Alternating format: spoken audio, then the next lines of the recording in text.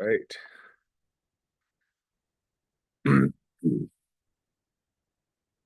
Um, Interesting announcement. One of the seniors, the guy who runs a lot of the hackathons, Simeon Bauman, he gave his senior SEM presentation last night. It was really cool. He wanted to create a um, something to give people directions around campus. Like when you come into campus, you can say where you're starting, where you want to get, and it'll give you turn by turn directions once you're on campus. And he used what's called the A-star pathing algorithm to do that. But then he built a robot that would follow those directions to like escort people around campus. I mean, it was junky 3D printed or whatever, but I'll tell you what, I mean, if you just throw some money at that, I told him I'd fund his business around. I mean, I'll get 50%, but I'll but I'll put money to build like a real robot out of that. Like get one of those Tesla robots just to walk people around campus. Wouldn't that be sick? I mean, we wouldn't have to have student work. It would take away jobs from student workers. The students would start protesting because we've replaced them with robots for doing campus tours and stuff. But it was a pretty cool project. Was it like an app or something, or was it like you just talk to a computer? Well, the right now the way you view it is through like a website he put together. There's no reason you couldn't put it into an app. I mean, he's just pulling from the data source. But I mean, you could turn that into, in my view, a fairly lucrative business going around and selling it to not just other universities, but places that museums, things like that. Like, hey, you're in the Egyptian Museum, I want to get to King Tut's tomb or something like that. And, it takes you from the entrance to there. Um, you would have to, because right now it only works for like the main floor of the building. So you would have to um, maybe station robots on multiple floors until the robots can traverse because his thing now is like a little, almost like a matchbox car type thing that would drive around. But what's cool about it is he got into the computer science algorithms of it. So there's a pathing algorithm called the A-star, which he implemented. And for the robot, when it was going to hit something or whatever, he put sensors on it. Um, Originally, he went off of just this thing where if it got within 10 inches of something, it would back up. Well, the idea would be if the it would just keep moving back and forth really quickly as it was like holding that 10-inch distance. So he implemented some another algorithm that kind of smoothed out that transition to make the robot feel more natural. It's a pretty cool project.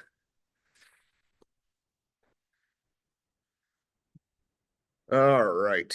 Let's see here. We're sharing. Are we recording? All right. So last time we were talking about the idea of static versus non-static methods. So just to kind of get something in the notes, I mentioned that this is a pretty well, more than a pretty important concept. This is a very important concept, um, not just from a how do you write it perspective, but also leveraging documentation. As a computer programmer, you're never going to memorize all the details of every single programming language. Whenever you're writing software, you want to search for the right tool for the job. When you get into the software engineering class, one of the things you're going to be, looking at for the software development lifecycle is, the idea of a requirements document, but then a specifications document. The requirements document says, here's the things my program is going to do, my project's going to do. And then the specifications is how am I going to do it? And part of that is selecting the right tools for the job, whether it's third-party packages, APIs, whatever it is. So the first thing you might do is dive into the documentation and say, hey, is there something that already does this built into this language that I could just instantly start using rather than having to make the decision, do I write something myself or do I go find an external bolt-on to that I have to bring into my project, make sure it doesn't conflict with anything else, all that. all that stuff. So being able to instantly look at documentation and call something, even if you don't know what it does, is a pretty powerful tool. And I think I've mentioned several times that's, I think, why Java's had such staying powers because of the quality of its documentation. So last time we were talking about this, looking at some examples of classes that have uh, a lot of static methods in it versus classes that have mostly instance methods, non-static methods in it. So for instance, in fact, let me actually do Java character class. I think that was, I did like an example of like two uppercase or something like that. I think character two uppercase versus, I don't know where I wrote it, but because I think my program had restarted somewhere. Well, somewhere I just have random code I think I threw in here, but I want to say I didn't save that, so that's okay. I'll just throw it here in driver again real quick first to reference. So if I say string s is equal to hello, and I say char c is equal to a lowercase a,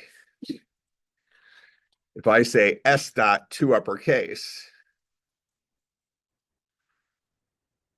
this is going to give me, as a result, the string hello. All right, right now I'm not putting it anywhere, so I might say string answer is equal to that.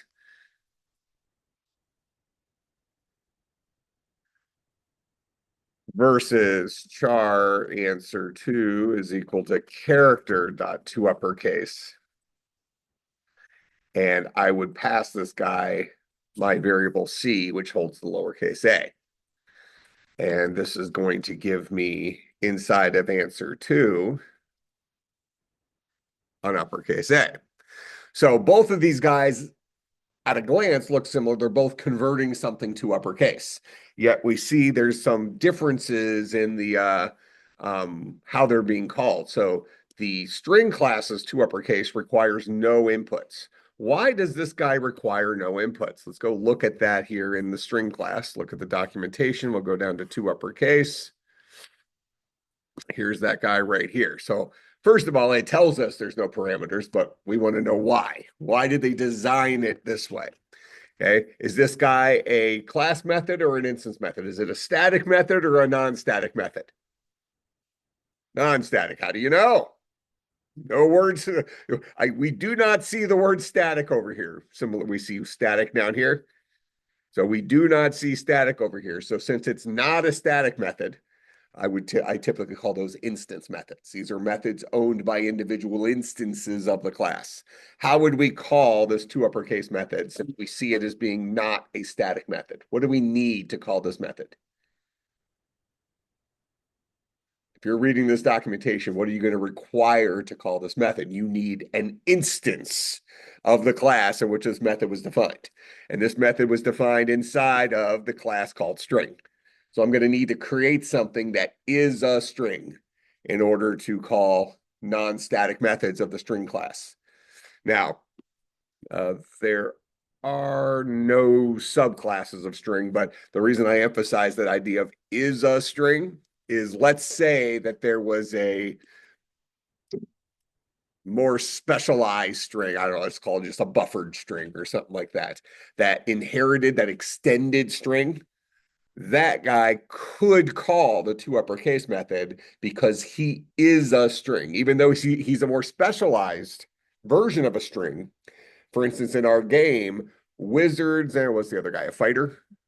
Wizards and fighters both are players. So it would be true to say that a wizard is a player. Therefore, an instance of wizard could call any method that is an instance method of player because it is a player. Similar thing with fighter. All right. So in order to call a non-static method of the string class, like two uppercase, we need an instance of the string class. So right in here, I created a string s, set it equal to hello. And then down here, I'm using that instance. Now, is s the instance? of the string class? Or does S hold the instance of the string class?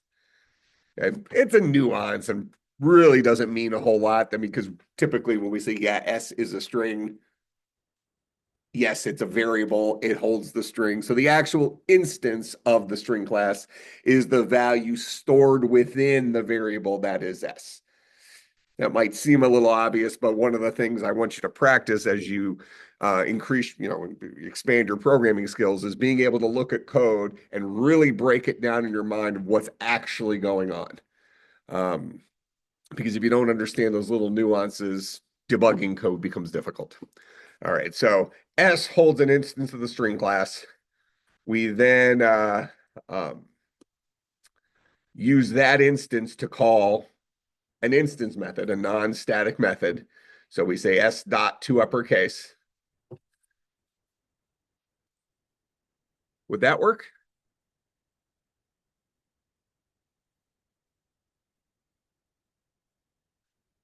This is why it's important to understand the nuances. Is it this the same value stored in S? This works, no problem. Hello, the string hello is an instance of the string class. It's a string literal. That's a string. I, I'm not sure you would see this very often because if you're calling a string literal hello and telling it to convert to uppercase, why wouldn't you just write it in uppercase yourself? But you can do it if you want. It's like, look, I just don't use the shift key. Or you have a computer that doesn't have a shift key or it doesn't work. So rather than getting a new computer or replacing your keyboard, you just rely on uppercase stuff. You're doing concatenation. You're calling the character class to uppercase individual strings or individual characters like the first letter of people's names just to avoid replacing your shift key. Go ahead. Right, to indicate that it's the thing, right? You mean instead of this? Yeah. Yeah. So, I mean, at this point, what I have highlighted right there, what might that be just looking at it? It's not a string, right? We know it's not a string itself because we don't have the double quotes around it. That's how we delineate strings. So just looking at it right now, don't worry about what else is around it. Just looking at it right now, we're investigators. What might that guy be? What does it look like it could be? Variable name. Yeah. Now we know it's not one of our variable names, so this is actually a syntax error in this case. But given that we don't use any of the double quotes, single quotes, the things that are built into the language to specify types, this guy's either an error or a variable name, or a class name. Could be a class name, although why are we suspicious this wouldn't be a class name? Not capitalized. But again, capitalization is more of a common practice for names of classes, not a requirement. You can name your class player with a lowercase p if you wanted to. It's just not the common occurrence.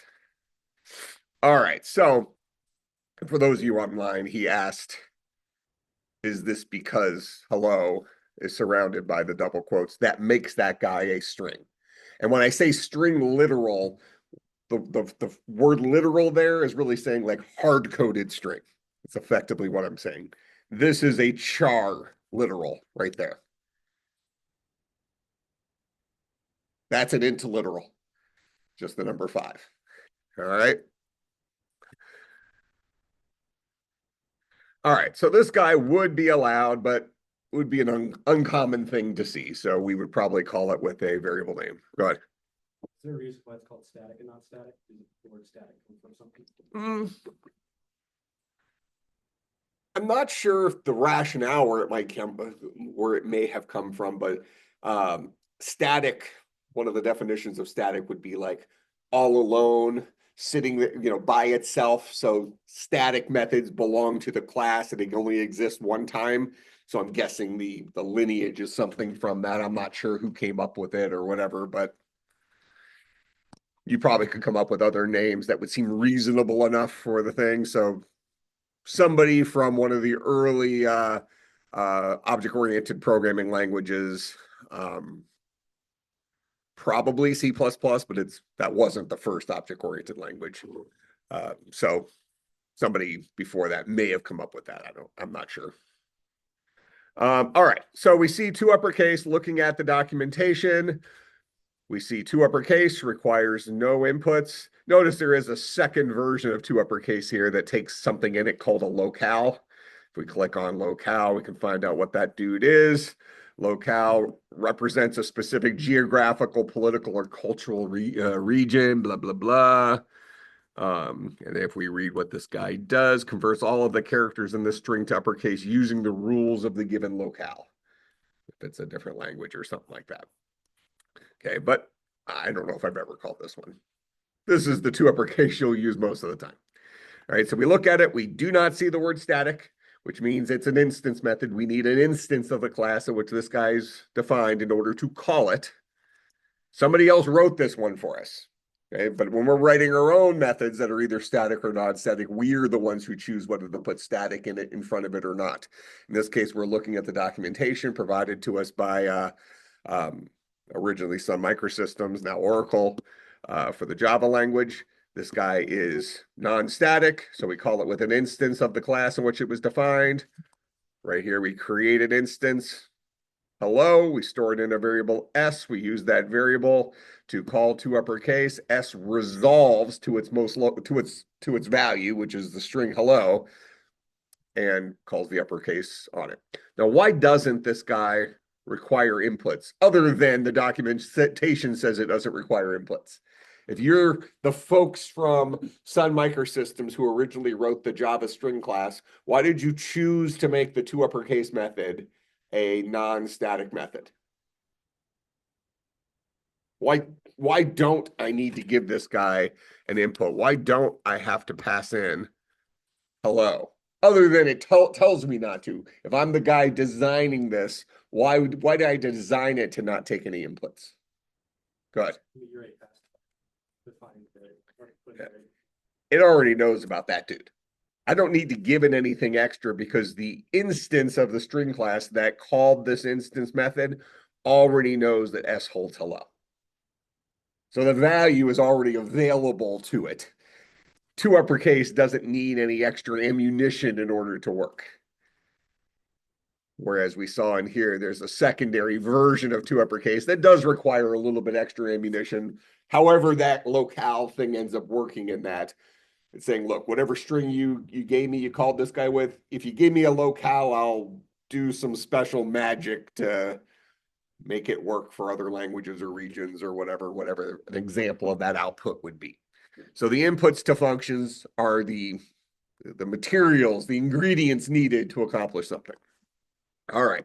So since this guy is a non-static method, it already knows about the value stored in the instance that calls it. As opposed to the character class, we scroll down to two uppercase.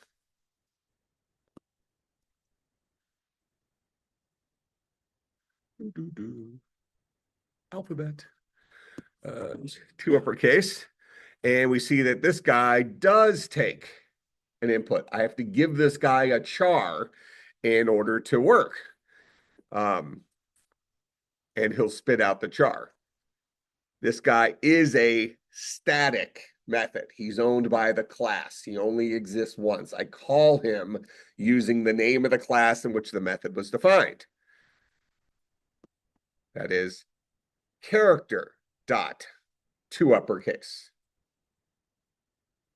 Now, why can't I say C dot two uppercase there? Besides the fact that it's a class method, we have to call it with the class name. Why would this, if you didn't see the documentation and all I gave you was this line of code right here, why would you be highly, highly suspicious of that immediately? What is C?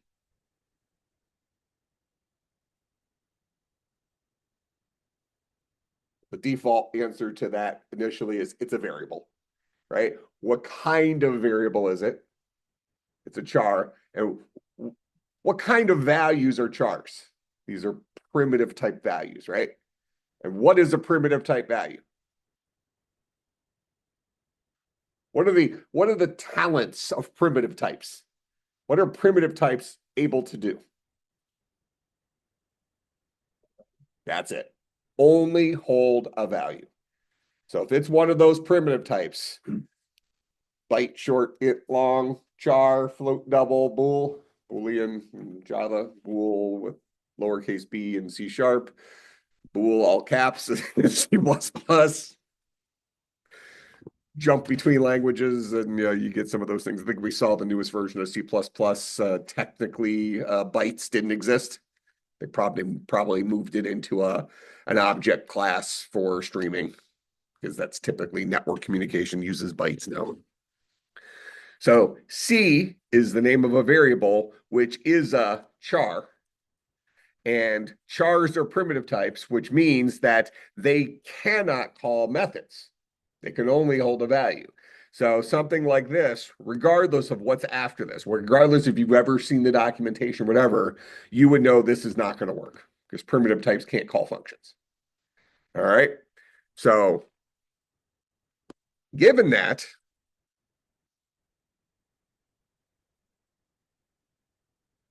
the toUpperCase function requires an input. Why does it require an input when the toUpperCase for strings did not? Why do I have to give it the value I want to convert to uppercase here? Don't have it otherwise. I don't have the value. Character is the name of a class. It doesn't store values within the class. So toUpperCase method of the character class knows nothing about the character you want to convert to uppercase. You got to provide it in order for it to do that. All right. So two functions, same name, basically are performing very similar tasks. But one is a class method, one's an instance method. This guy is a class method or a static method. This guy is a non-static or an instance method. And that dictates what parameters you pass it. Now, that does not mean, as we already saw, that all instance methods take no inputs. Some instance methods do take inputs. In fact, some of them take many inputs. But at the very least, an instance method would have access to any value stored within the instance that called it. Already has access to that stuff. So you would only need to pass an extra crap over and above that. All right, questions about any of that? Super, super, super important. If you can read documentation confidently and just glance at something and say, how do I call that? Look for the word static. If it's there, you use the class name to call it. If it's not there, you use an instance of the class to call it. And if you need an instance of the class to call it, what do you need to look at next? You need to know how to build an instance. How do we build instances of classes? Using what? New keywords definitely involved. And what's always following the new keyword when we're dealing with classes? Classes are made up of three things, right? What are the three things? Fields, methods, constructors. And which of those three constructs new instances of objects? The constructor. So if I'm looking at something here that does not have static in front of it, which means it's an instance method, I need an instance of this class in order to call it. I have to go up to my constructors and see how do I build a string. And notice there's a whole bunch of different constructors I can hire to build a string. And I can use this guy right here that'll just give me an empty string.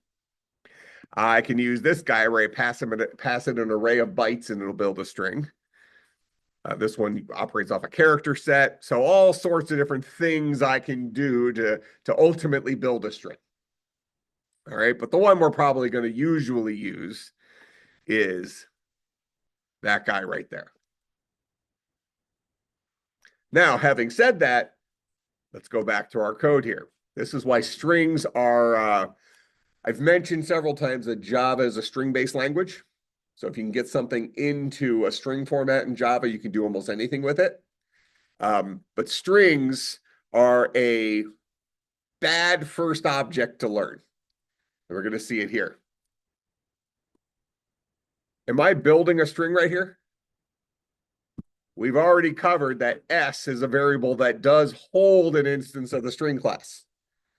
Now you told me I should see the new keyword there. Do I see the new keyword there? Nope. Yet we've seen that this works.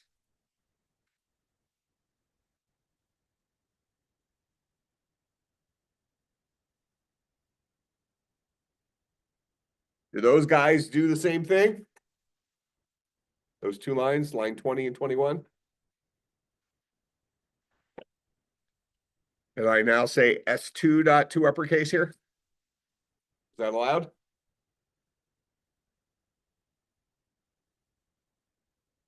Yeah, it's allowed.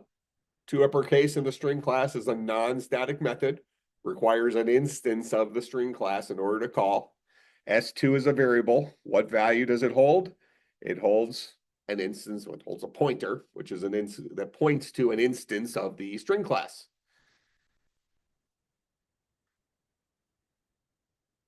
What's the difference between those two lines?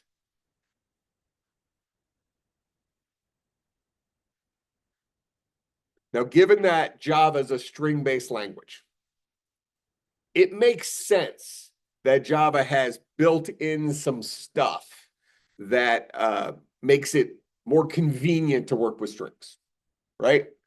So right off the bat, I would usually refer to this guy as syntactic. Can I spell that? Sugar. I like that phrase. Okay. So this line here is, I'm going to say, roughly equivalent to this line right here. They both generate the string hello. All right. Now, at first we look at this and say, oh, it's a more convenient way of creating that string. And that is true. And most of the time, this isn't a problem. But if we want to have a throwback to where we've seen a similar situation to this before, is when we looked at the kind of the shortcut syntax for creating arrays in C++.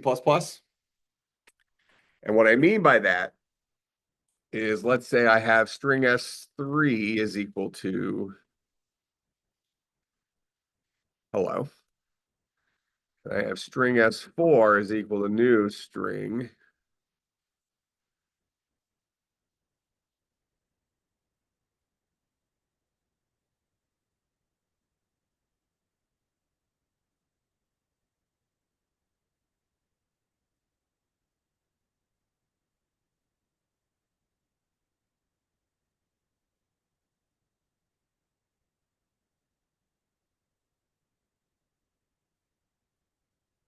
So let's look at this line right here, 25. I'm going to print out S equivalent to S3. Here's S, here's S3. Is this going to print out true or false? True, right? This one says print out S2 equivalent to S4. Here's S2, here's S4. Is that going to print out true or false? Prints out false. Why? Different spaces. Different spaces in memory. Whenever we see the new keyword here, that's our real estate agent. That guy goes and fetches us brand new memory from the operating system. So S2 will live at a different location in memory than S4 does, because we explicitly asked for new memory. Whereas when I use this shorthand, this syntactic sugar for creating strings, when I first create string S equals hello here, let's assume this is the first time in my program I've used that string literal hello. What Java has is some literal memory space. So it'll go ahead and throw hello into this literal memory space. And then when I go to build S3 and it sees that, oh, I'm setting that equal to another string literal hello, it's going to say, do I already have that literal? And it's going to find it. It's going to look at Java's literal space and say, ah, we have hello right here. What value does S2, S3, S4, what kind of value does that actually hold? Go ahead. A pointer. S holds a memory address. S2 holds a memory address. S3 holds a memory address. S4 holds a memory address. If you're dealing with any variable that is an object, the value of that variable is a memory address, which points to the actual location of the real object. All right. So S and S3 both hold the same memory address because they both point to a single place in memory where the hello literal lives. Whereas S2 and S4 here hold different memory addresses because I built them explicitly calling the strings constructor with the new keyword saying, I don't want to use literal space for whatever reason. I want you to get me new memory for me to store this particular string. S4 says, I want new memory to store this particular string. Even though these two strings are both the same string, we've now stored the string hello in 3 places in just these 6 lines of code. Does that make some sense? So strings are probably the worst first object to learn about because the string class is the only class in the Java language which allows you to do the syntactic sugar stuff. There isn't another class that allows you to avoid calling the constructor. It's because Java is a string-based language. It's a convenience for us, but it's a confusing convenience because unless you knew those little details we just talked about in the last 5 minutes, it's easy to assume like, oh, these 2 lines, they literally do the exact same thing. And that's almost a truth. And you may go through your entire programming career and never actually run into a real situation where it wouldn't be a truth. So you could get lulled into a false knowledge, right? All right, so go ahead. I think it was in the wizard. I remember you created a new long, so you created with I did because and then I must have restarted my computer before I saved. Is that you created a new long and then underneath it you created an instance of long, so long something is equal to this. So yeah. So here, we'll just do it in driver where I'm doing this other stuff. So let's just go ahead and bring up long Java class. So he wants me to create a new long. So I go to the constructors. I see I can create a long, giving it a long value or giving it a string. So I have 2 different ways of constructing longs. So we'll say long L is equal to a new. And I probably did that in front of it. And this is related to something we said a few minutes ago. 15 is an integer literal. So I have to say, treat this guy as an actual long. And what's the difference between a long and an int? Less zeros. Longs are 64 bits, ints are 32 bits. Okay, so I have this guy. What do you want me to do with him? I was going to say, because in previous class, you would create a new long, and then underneath it, you would just write long L equal to, and then assign it a value. So like, I was just trying to, I didn't understand it last time, though.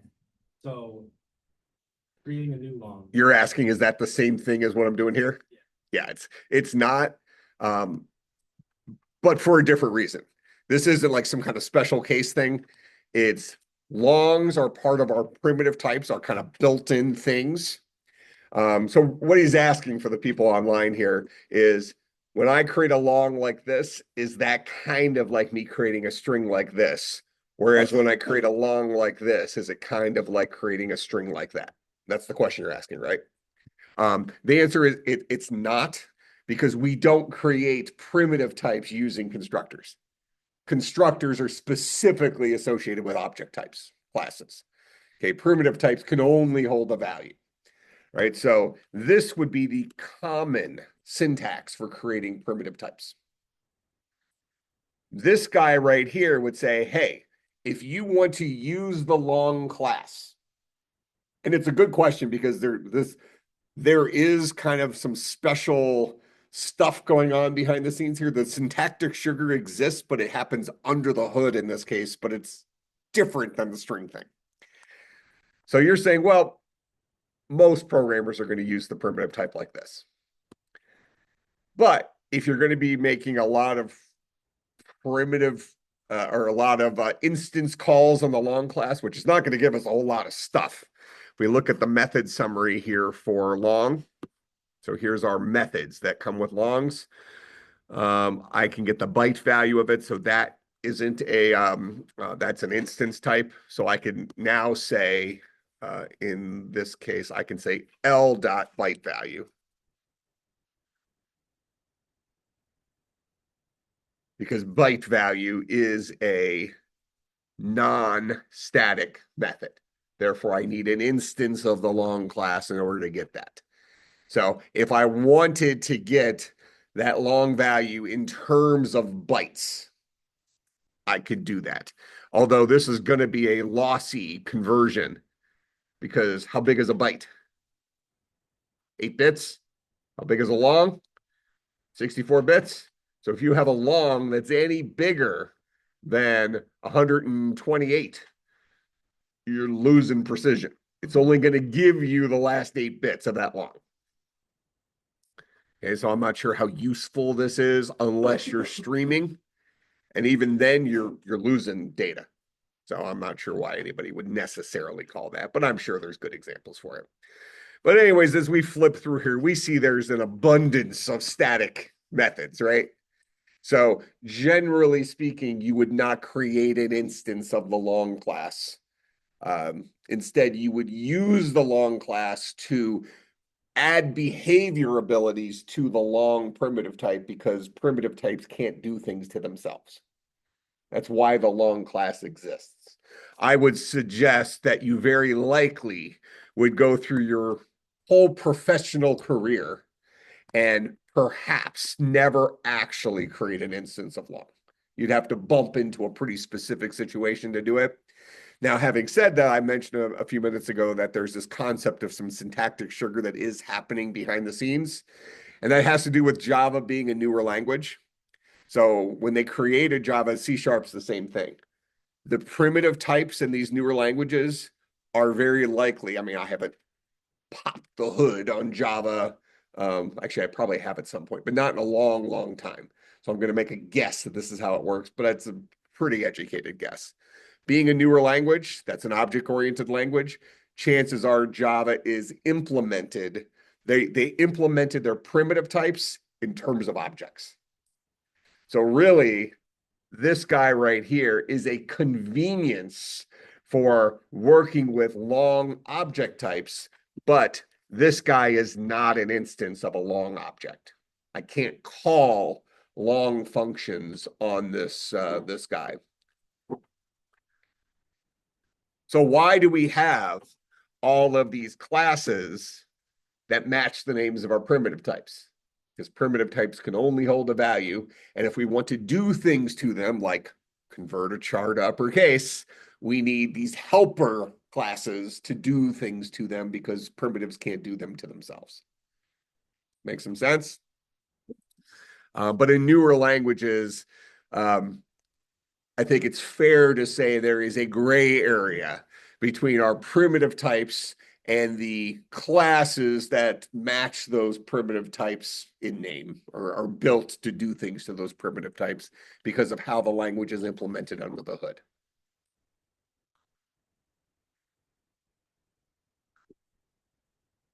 But I'd say this line right here, super rare. You would not see that outside of a lesson like this. You'll see that all the time. In fact, you very likely would never see that in practice where you're actually calling the strings constructor. Unless you had a very specific reason to ensure the string you're currently working with did not share memory space with a string literal. But the important thing out of these lines here, and I would say if you're kind of planning ahead for like a final exam type thing, those lines right there, very important knowledge. It might not seem like this huge deal right now, but I mean, it's critical. If you can understand all these little fundamentals, it kind of goes back to the first week of class when we talked about programming is like a sport. And you watch all these old basketball movies and, you know, these players, I think about the movie Hoosiers. If you've never seen that, great movie, great music in Hoosiers.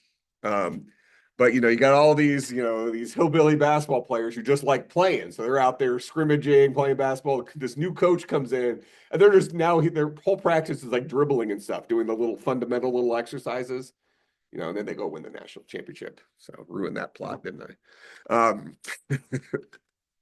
Good movie, you should check it out. Gene Hackman, I think he's still alive. Probably 100 now, but he's probably not 100. He's probably in his 80s. But in any case, this would be an example of the fundamentals of the programming language of programming. Understanding these little idiosyncrasies is critically important when you get to that last 10% of problems you need to solve in a programming language. This is what you won't get in like a coding boot camp. That's the differentiating things.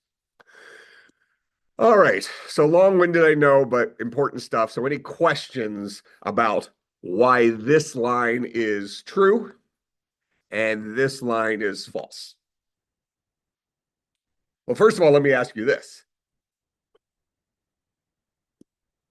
Why is the double equal sign here comparing the memory addresses of these strings rather than the contents of the strings?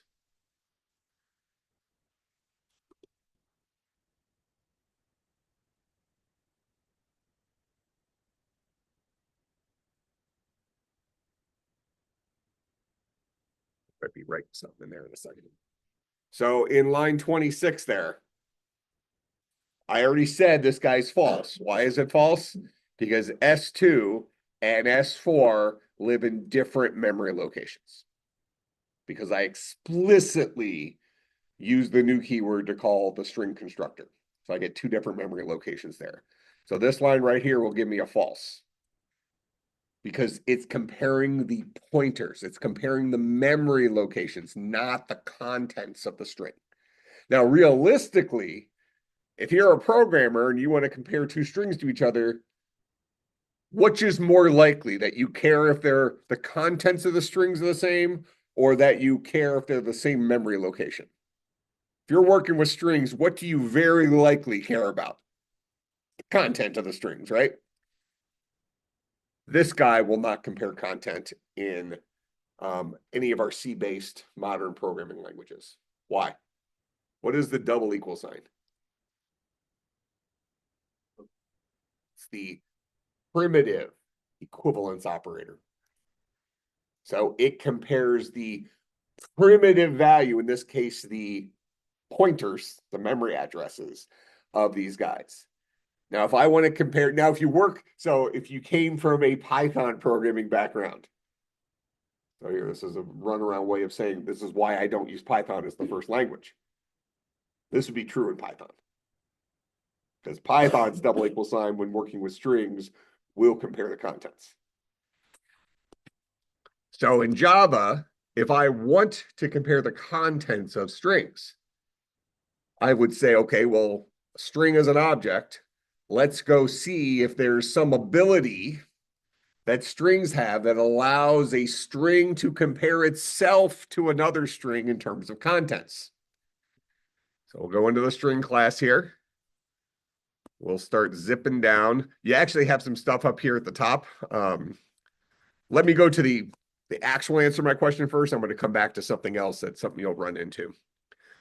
So we have this class here, or this a method called equals, which returns a Boolean. Is this a class method or an instance method?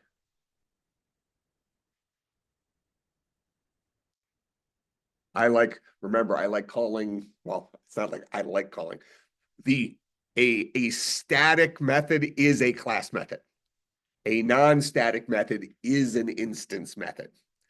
Okay, so is this guy a class method or a static method, or is it an instance method or a non-static method? Instance because it's a static. Yep, it's an instance method because it doesn't have static in front of it. Correct. So how do I call this guy? If it's a non-static method, how do I call it? I need an instance of the class in which this was defined, which is the string class. So I'm going to need a string to call his equals method and compare it to some other object. Oh, this goes down a great rabbit hole too. This is really good stuff today, even though it might seem like we're beating a dead horse. This is a core of programming languages here. So this equals method, if I want to compare those strings to each other, let's just write the code first. If I want to get a true out of that, I could say something like s2 dot equals s4.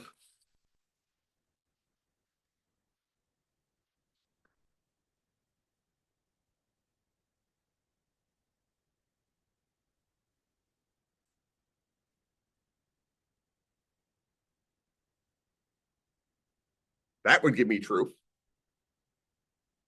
Because that's saying S2, compare your contents to S4. Now, the two lines I have highlighted, do they effectively do the identical thing? They'll both give me truths.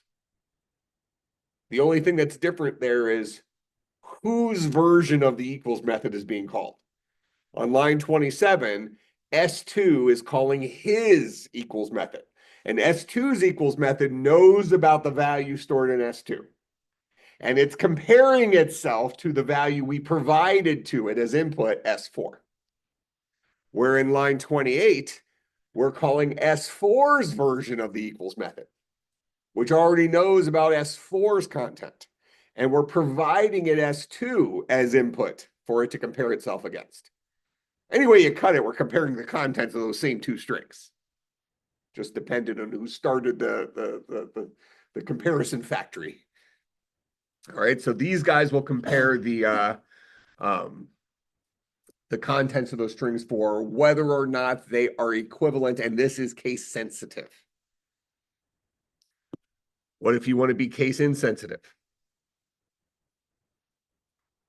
We do have an equals ignore case version of this guy, which actually is fairly interesting that equals ignore case here specifically takes a string, where equals only takes an object.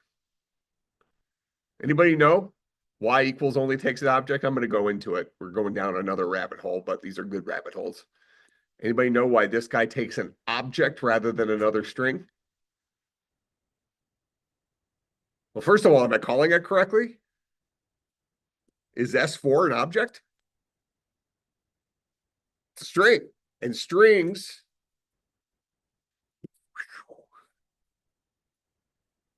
extends object. So S4 is a object.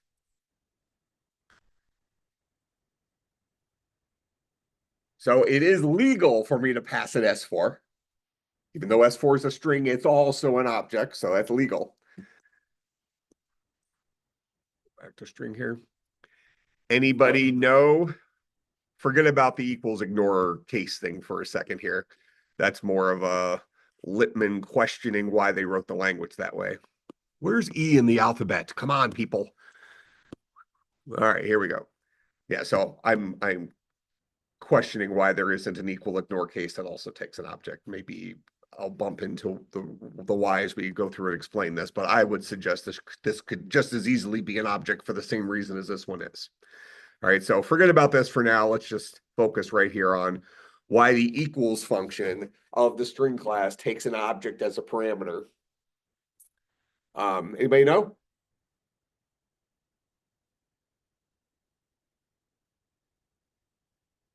Another super important piece of what's under the hood here. Let me do this. Now we got to start running some code here so I can show you some stuff. Um, let me do.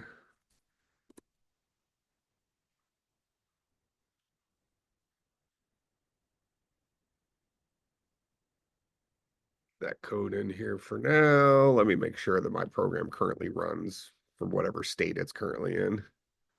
All right, good enough. Somebody's killing somebody. All right, and then oh, we're not even fighting, are we? Here's the arena. Yeah, we don't even call the fight right now. We're just displaying some stuff. No problem. All right, now where we're about to go. Go ahead. That'll...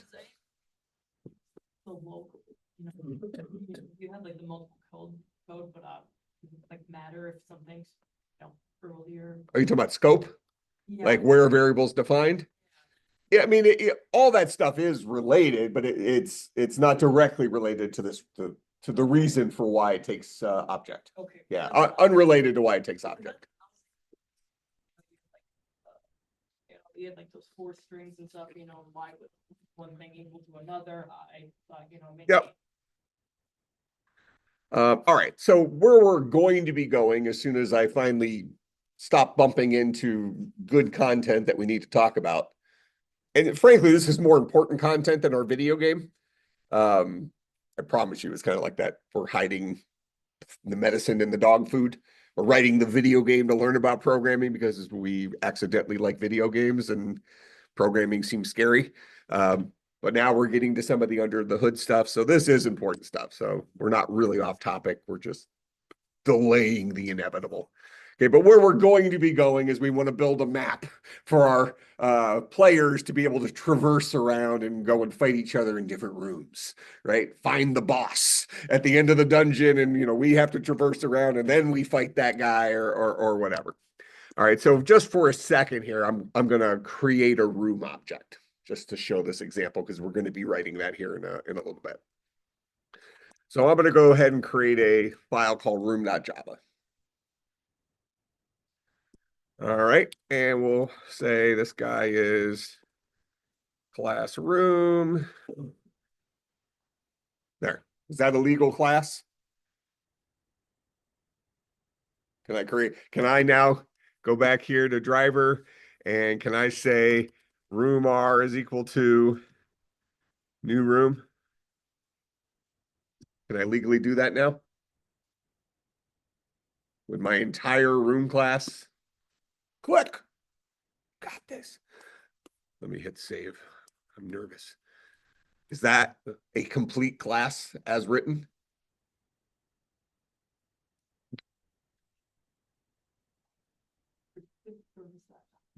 Does a class have to have any fields? It automatically gets a constructor that takes no inputs and does nothing other than support what I'm about to show you. That's what it does. Okay. This is a useless but accurate class. Syntactically, there's nothing wrong with this. Not public, doesn't it get like, isn't it still accessible? Package level, as long as it's in the same directory. He asked the question, since I didn't make this guy public, from our perspective, it made no difference since all these files live in the same directory. They're in the same package, or I think I probably mentioned it in class, so we're going to go back to some trivia stuff. What is C++'s version of the idea of a package?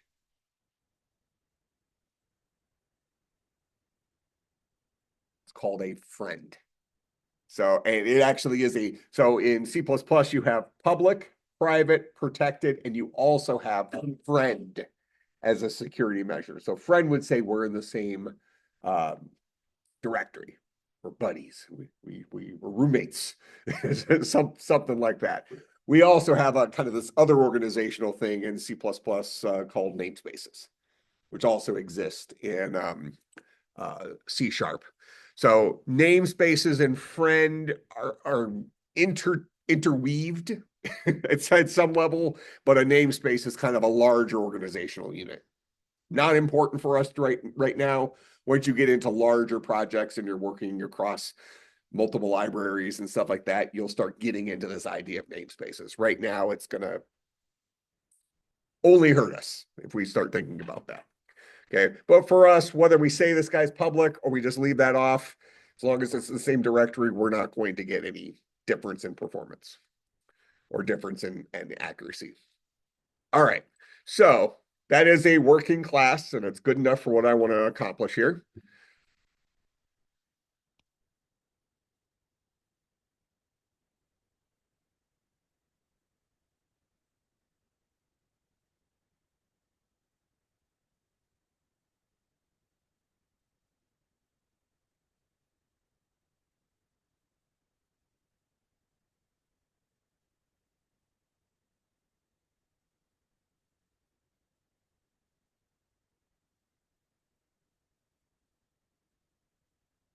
What will that guy output?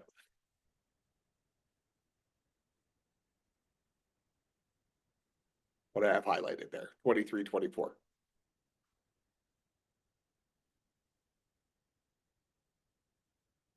What does line 23 create for me? Creates a new string. And what's the contents of that string? Go back and look at the string class. We see the string does have a constructor that takes no parameters, which they had to explicitly write since they wrote all these other constructors. You don't get your free no argument constructor if you write another constructor. So I had to write this guy, and what did they do? It just creates an empty string. That's equivalent to something for me saying string S2 is equal to the empty string. That. They do the same thing.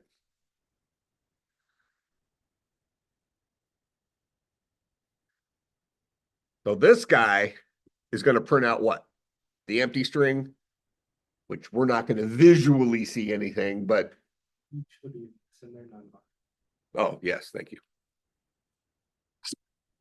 So this guy is going to visually print out nothingness, but it will be there. Nothingness will be there.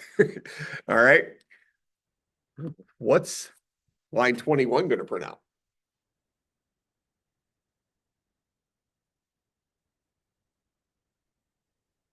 In there.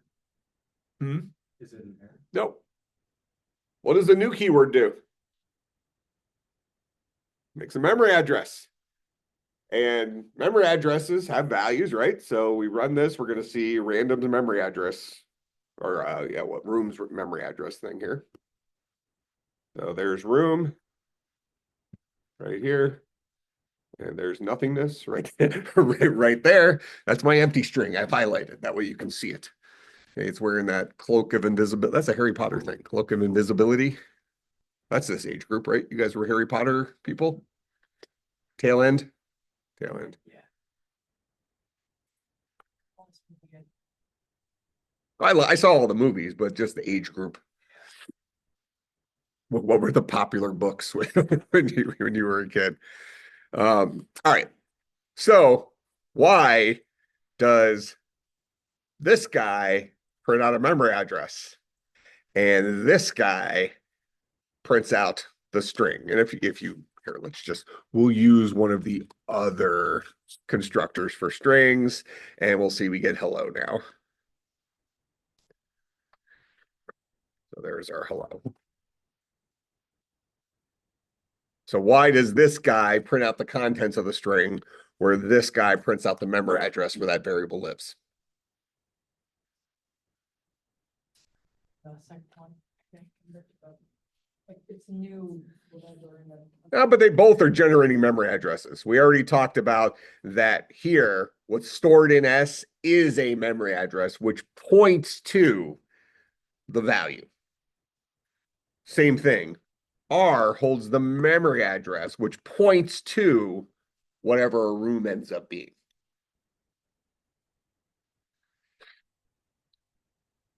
This has to do with how the Java language is organized. So this has to do with the implementation of the Java language. Now, we wrote our room class here. What is the invisible thing that's right here? Den's object. So a room right now only differentiates itself from object in name only, right? It is an object. If we go to the object class, let's see, I can get to it through here since we're done with character for right now. I'll click on object. We're going to see object has a method called toString. This guy right here, which returns a string representation of whatever this object is.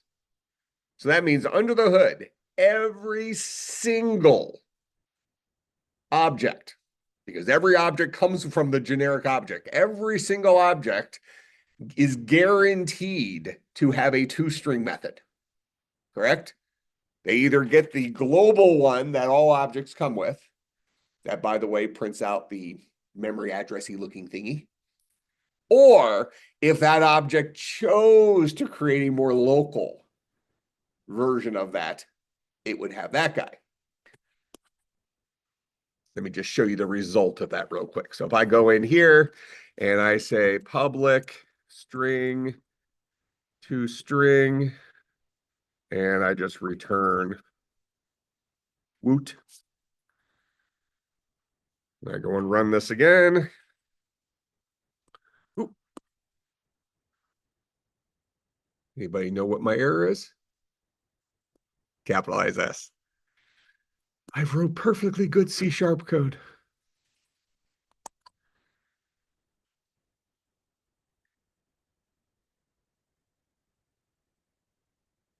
There we go. We lost our memory address. Now we got a woot. All rooms print out woot. Okay, why? Because we've redefined the default toString to return woot. What if I wanted to return the memory address thingy as well as woot? Can I accomplish that in here? How would you modify this code knowing what you know now, perhaps what you've learned in the last week or so? Go ahead. Yeah. The super keyword, what's the super keyword? How an object refers to the instance of its parent from within itself. So the super keyword only exists when we're in a non-static context like this. How do we know this is a non-static context? No static. We don't see the word static, right?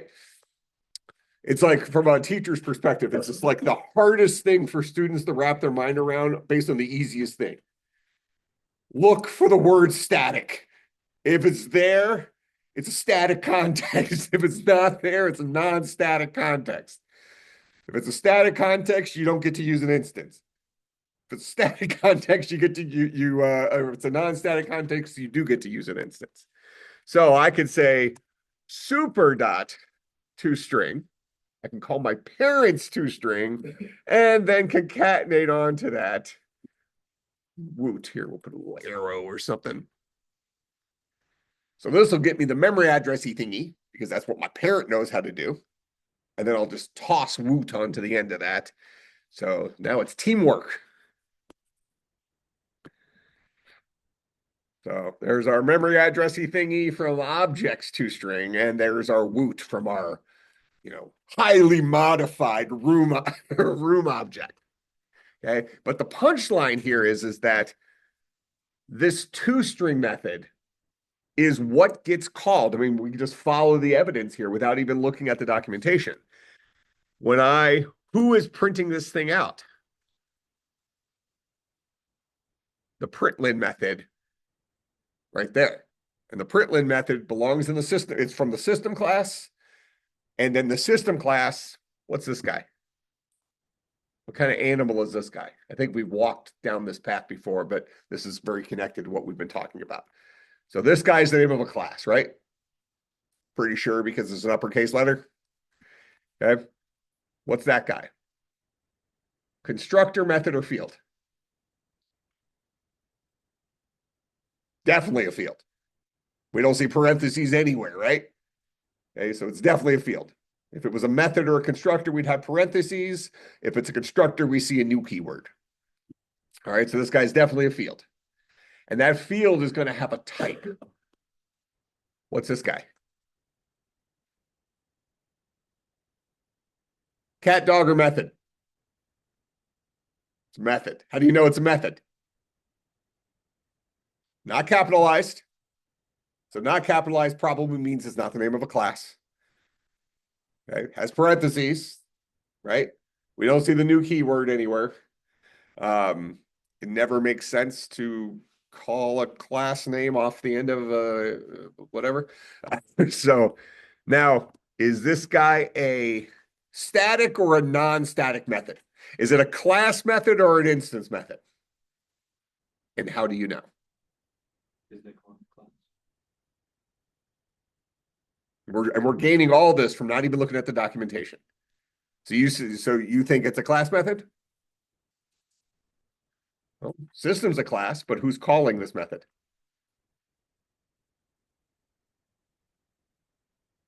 Yes, system is a class. System owns this field called out. Out owns this method. So it is this field calling this method. Is this the name of a class or the name of an instance of a class? Likely. Instance of a class, right? Not a capital letter. Probably not. It's probably a variable name, not a class name. Okay, so since this is an instance of a class calling this method, is this method a static or a non-static method? Non-static. Static methods would be class methods, and we would need a class name to call it. Instance methods are non-static. We need an instance of a class to call it. Right there. We have no idea in looking at this what class this is an instance of. We'd have to go and dive into the documentation to see it. And I'll follow it. I'll do it here. But understand, just by looking at these couple of lines of code here, actually just looking at this one line of code here, we know a whole lot about the kinds of animals we're dealing with here. This is a class. This is a field. This is a instance or a non-static method because it's being called by an instance of a class. Okay, I think out is a print stream. So if I Java, we'll just follow the yellow brick road. So we'll start with the system class, that top level dude here. And you told me out is a field. So we'll go to our field summary. Here's out. That guy is a print stream. Now notice he's static, right? So how would I access this field called out? With the class name. What class is, so I call out using the name of the class in which it was defined. What class am I in? System. So I need the name of that class in order to call that variable called out. System dot out. Name of the class calling the instance field. Or calling the static field in this case, owned by the class, so system dot out. So now we see that out is a print stream. So we go into print stream and we expect to find a non-static method in there called println. I think we had looked at this previously and saw there's a whole bunch of printlns and a whole bunch of prints, right? That was when we talked about the keyword polymorphism. All right, so we'll scroll down. Before I get down there, what kind of animal is R? Tell me everything you know about R. It's a variable? What kind of value does it hold?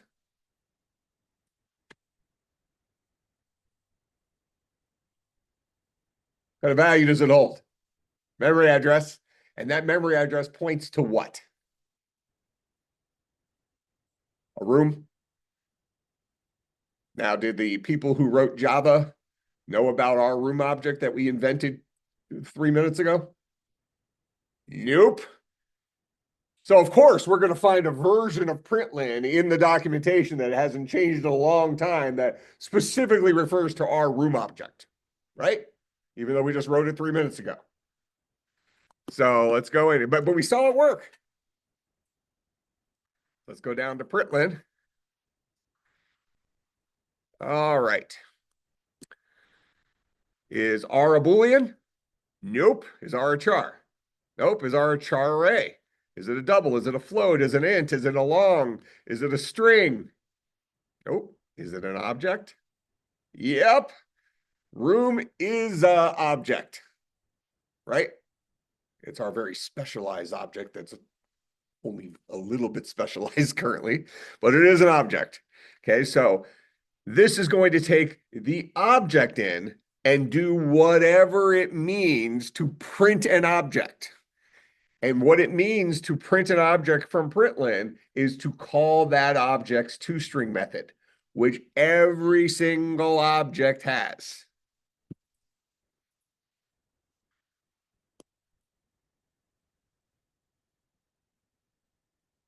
So the println method knows that doesn't matter what object you pass it, even one we just invented, because that guy inherits from generic object, it will have a toString method that happens to show this memory addressee looking output.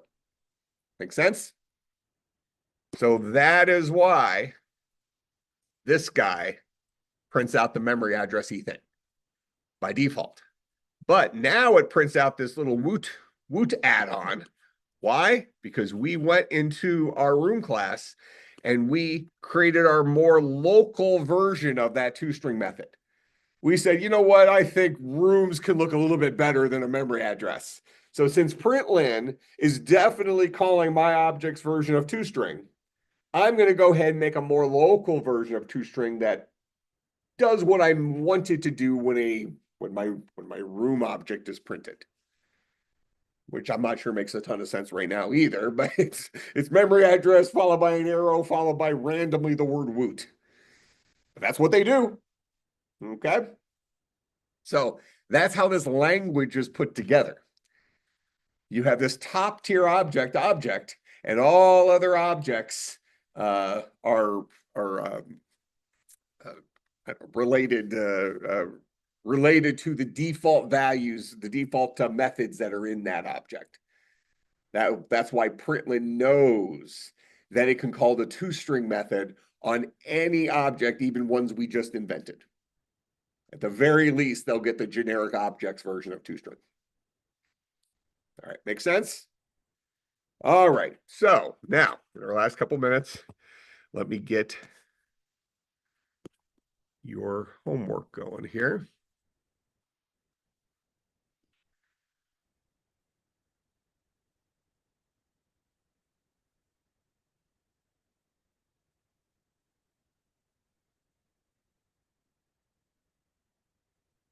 Put a little Christian worldview into this assignment. All right. Of course, this is going to be our map for our dungeon. All right, this is room 1, room 2, room 3, room 4, room 5, room 6. So what we want to do is we want to create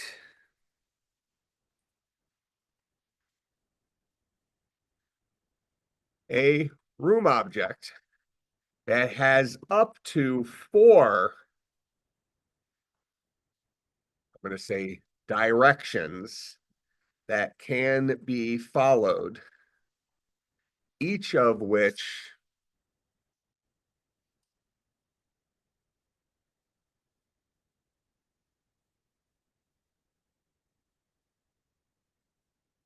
leads to another room. So R1 would have a room to the north, which is R2. R2 would have a room to the north, which is R3. R3 would have a room to the west, R4, a room to the north, R6, a room to the east, R5, and a room to the south, R2. So for our assignment, we're going to create this room class. Make your rooms linked to each other by having each room store fields containing the instances of room they lead to in particular directions. So for this assignment, you're only going to build your map.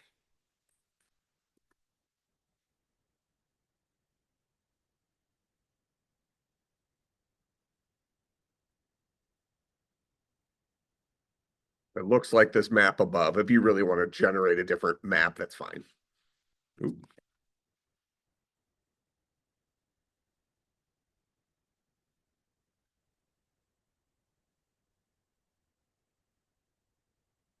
Write a display method for each room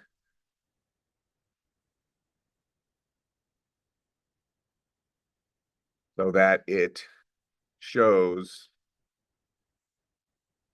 the rooms it leads to.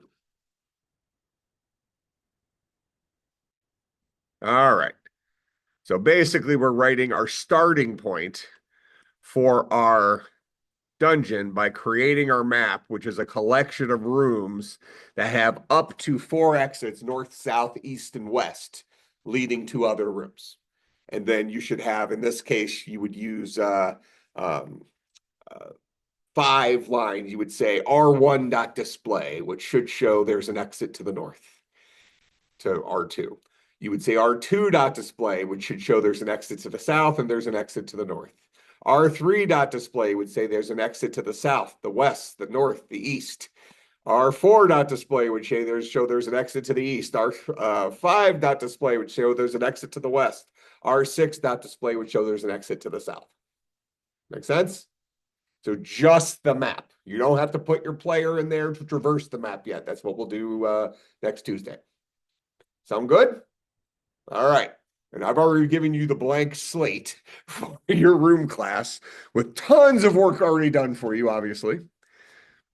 A toString method that's fairly useless right now is what you got. All right, good. Yeah. It's finals week. No, the week after that's finals week. Yeah. Next week we have class. I'm positive we have class next week. Do we not? Are you sure? Yeah. Yeah, it's mostly finals week. Already? Yeah, so we've barely talked about what we're doing for the final. Well, I'll put out a guide for it, but yeah, I'll make a little video that goes through the slides. I can't believe next week's already finals week.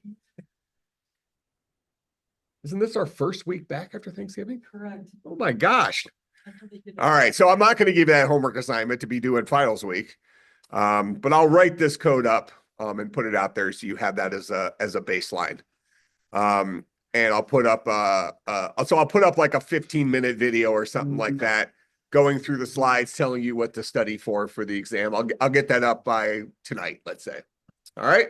And remember, the exam will be up by Monday morning. It's going to be due sometime by the end of the day on Friday. You could pick. Okay, so do we still have to do this for homework?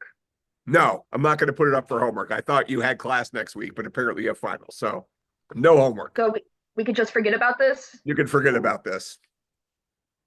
Okay, cool. All right. Static relation with main. So obviously it's stuff we learned. So the fact that main says static, Mm-hmm. does that mean everything within main is considered a static context? Yes. So every method you call has to be static method? Well, no, you could, I mean, we're calling methods here in main that are not static methods, but this keyword does not exist in main because main is a static context. So main doesn't come from an instance of anything. So you can't. Yeah. But you can create objects that now have instance methods that we're going to call. But main itself. Main itself is a static context.